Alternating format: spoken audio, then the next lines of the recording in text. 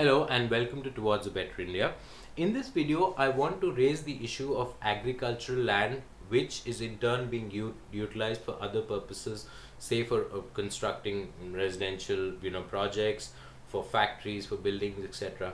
See, on one hand, I feel that yes, there's a need wherein land is utilized for supporting more people, and when you have, say, a factory constructed on a certain piece of land, you can support many more people, many more families than you would, if that same plot of land was used only for agriculture.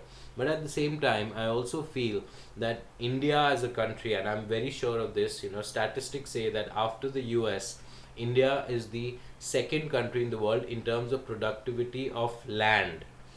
And what I specifically mean is that from an agrarian perspective, the ability of the land to actually cultivate, food crops and other crops is the second best in the world. So what I'll explain to you, like for example, you have Russia, you have Canada, which obviously Australia, which have more land than India. The total geographical area is more, but much of the land is such that it is a wasteland, wherein you cannot actually cultivate anything on it, you cannot really grow on it.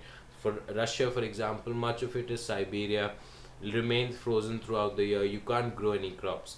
But after the US, in the world, India has more of land which can actually be utilized for growing agricultural crops as well as cash crops, other crops.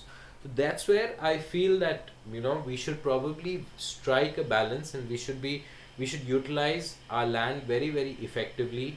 Make sure that on one hand, yes, somewhere you need to draw the line, because land supply is fixed, so the same land has to be utilized somewhere for agriculture, somewhere for constructing residential plots, for projects, for factories, for any other purpose, basically. But at the same time, how we strike a balance between doing so without giving up too much of our agricultural land, I think that's the need of the hour, and that's something which our planners, our administration really needs to make sure that we strike a very fine balance. Cheers.